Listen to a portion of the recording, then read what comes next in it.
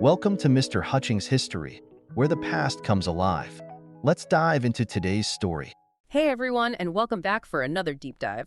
Today we're going to be talking about Mexican-American activism after 1945. Oh, yeah, a really transformative period. Absolutely, and we've got a great lecture transcript to guide us, plus some really fascinating excerpts from LULAC News, which I think give us some really powerful firsthand accounts. Yeah, it's really interesting to see how those voices from that era kind of, shape our understanding of the challenges and the triumphs of that time.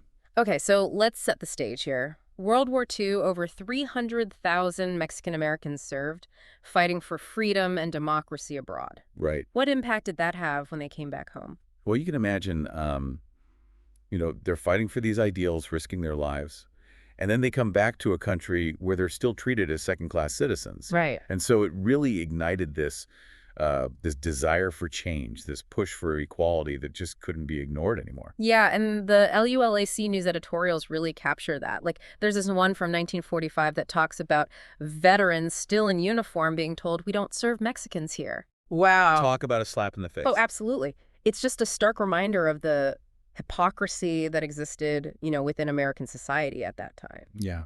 And you see this pattern repeated throughout history. Marginalized groups fighting for a country that doesn't fully recognize their rights. It's a real paradox. Yeah. So how did this frustration and anger translate into action? Well, one way was through organizations like the American GI Forum, Okay. founded in 1948 by Dr. Hector P. Garcia. Initially, it was focused on the needs of veterans, Right. but it quickly expanded its scope to tackle segregation in things like housing, education, public spaces. So it's about more than just like individual benefits for veterans. Exactly. It was about systemic change. Yeah. And then, of course, you have the Felix Longoria Affair in 1949. Oh, this one always gets to me. It's a heartbreaking story. A Mexican-American soldier killed in action, denied a funeral service in his hometown just because of his ethnicity. It's just shocking, how blatant the discrimination was, and it really captured the nation's attention. It did. And what's interesting is how this event propelled the GI Forum onto the national stage. How so? Well, Senator Lyndon B. Johnson got involved. Hmm. He made sure that Longoria was buried with full honors at Arlington National Cemetery. Wow. So this one tragic incident really became a turning point. Absolutely. It exposed the deep-seated racism that Mexican Americans faced, even after serving their country. And it forced the issue of discrimination into the national spotlight. It's a story that still resonates today. Now, we've talked about the GI Forum, but even before the war and during this time, there was LULAC, the League of United Latin American Citizens. Right, LULAC. They were advocating for equality, but through a different lens, right? Focusing more on assimilation and education as pathways to advancement. Yeah, LULAC represents a more strategic, legalistic approach. Their victory in Mendez v. Westminster in 1946 was huge. Oh, yeah, Mendes v. Westminster. They challenged the segregation of Mexican-American children in California schools. Huge victory. And this case actually laid the groundwork for the landmark Brown v. Board of Education decision a few years later. Wow. So you see how these legal strategies can have a ripple effect, impacting future cases and pushing for broader change. It's like they were playing the long game, chipping away at these discriminatory practices through the courts. Exactly. And under Felix Tijerina's leadership, from 1956 to 1960, they launched initiatives like the Little School of the 400 program. What was that? It taught English to Mexican-American children to prepare them for public school. It's interesting, right? On one hand, you're giving these kids the tools to succeed. Yeah. But then it also raises questions about assimilation, about erasing cultural identity. You hit the nail on the head. LULAC's approach was definitely controversial, even within the Mexican-American community. Of course. Was it pragmatic? Was it necessary compromise? Or was it sacrificing cultural heritage for a seat at the table? Big questions. It's a debate that continues even today. Absolutely. It makes you think about those kids who went through that Little School of the 400 program. Yeah. Did they feel like they had to choose, between their Mexican heritage and their American identity? It's a really complex issue. And that tension, that feeling of being caught between two worlds, becomes even more pronounced as we move into the 1960s. But before we get there, let's talk about the GI Bill. Okay. It wasn't a perfect program, but it did open doors for many Mexican-American veterans. In what way? Well, we have this quote from Raul Moren's book, among the valiant that talks about veterans using the GI Bill to move from the other side of the tracks and into the mainstream. Sounds like a powerful tool for social mobility. But I'm guessing access wasn't equal for everyone. You're right to be skeptical. Mm. While the GI Bill had a transformative effect on American society, it was implemented unevenly, with systemic biases that often limited its impact for minority groups. So while some Mexican-American veterans were able to climb the ladder, others were still held back. Unfortunately, yes.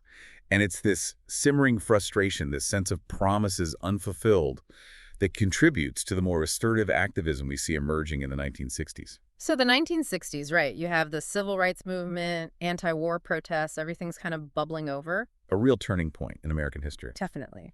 How did all of this impact Mexican-American activism? Well, it emboldened them, Yeah. to push harder, Yeah. to be more assertive in their demands. The atmosphere was ripe for real change, and Mexican Americans were ready to seize the moment. And this is where groups like the United Farm Workers come in, right? Exactly. Founded in '62 by Cesar Chavez and Dolores Huerta, they brought the plight of farm workers to the forefront.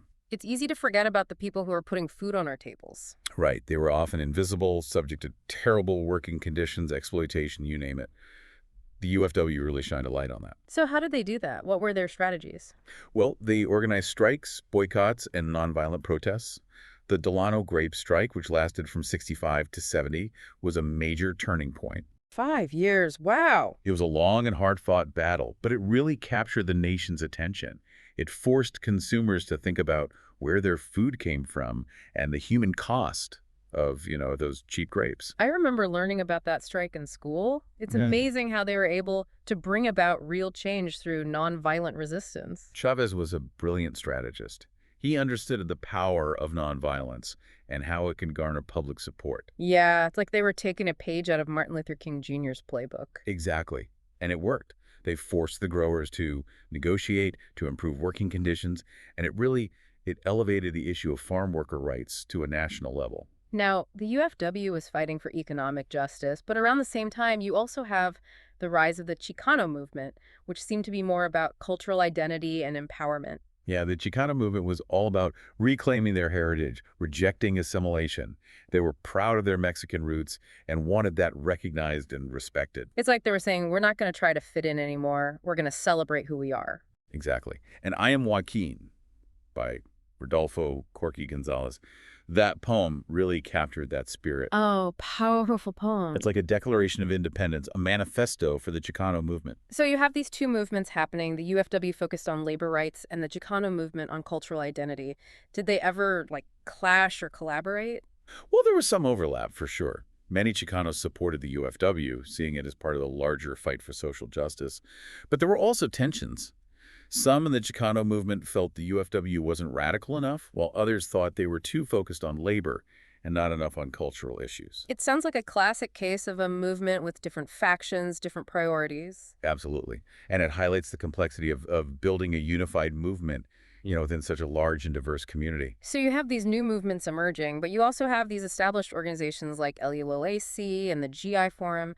Did they become more radical, or did they stick to their guns? Well, they faced pressure to adapt, to respond to this more militant generation of activists. The GI Forum continued to advocate for veterans, but they also got involved in broader social justice issues. They supported the UFW, they participated in civil rights marches. So they expanded their scope. Yeah, they realized they couldn't just focus on veterans' issues in isolation. They had to be part of a larger movement for social change. What about LUOC? They were all about assimilation, right? Right, and they were kind of caught in the middle. They still believed in working within the system, using legal challenges to fight discrimination, but they also faced internal divisions as younger members pushed for a more assertive approach. Like a generational divide. Yeah, exactly. They were trying to bridge the gap between the strategies of the past and the demands of the present. So did one approach ultimately win out? It's not that simple. It's more about the interplay between these different approaches. Each contributed in its own way. Legal victories were important, but they didn't address everything. The UFW made gains for farm workers, but that didn't translate to immediate political power. And the Chicano movement raised awareness, but changing hearts and minds is a long and difficult process. It sounds like a complex and multifaceted movement with different strands, different priorities, all sort of weaving together. Precisely. There's no single story of Mexican-American activism in the 1960s.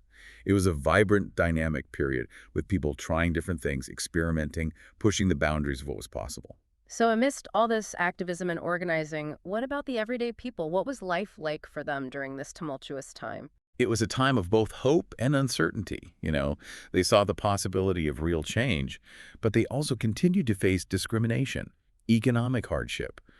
And for those who chose to actively participate in these movements, it was risky. They could lose their jobs, face harassment, violence even, but they were driven by this deep sense of purpose, this belief that they were fighting for a better future for their children, their community, their people. I keep thinking about those LULAC news editorials, the ones we mentioned earlier. Wow. They give us a glimpse into what it was like to live through those times, the fear, the anger, the hope. It's all there. They're so powerful, so Yeah. raw. They remind us that history is made by real people with real lives and real struggles. And their stories continue to resonate today, right? They remind us that the fight for social justice is never really over. It's an ongoing process. Absolutely. And that's a perfect segue into our next segment, where we'll discuss the legacy of this era and what lessons we can learn from the struggles and triumphs of those who came before us. It really is incredible how those movements from the 60s continue to shape activism today. They were pioneers. They laid the groundwork for so much of what we see happening now. Okay, so we've talked about the court cases, the strikes, the cultural movements, but I want to shift gears a little and talk about the human cost of all of this. I mean, what kind of sacrifices did people make in this fight for equality? Oh, it was a risky business. For many activists, it meant putting everything on the line, their jobs, their families, even their safety. Yeah, because speaking out against injustice doesn't always make you popular. Right, the farm workers who went on strike, they risked not being able to put food on their own tables. Mm.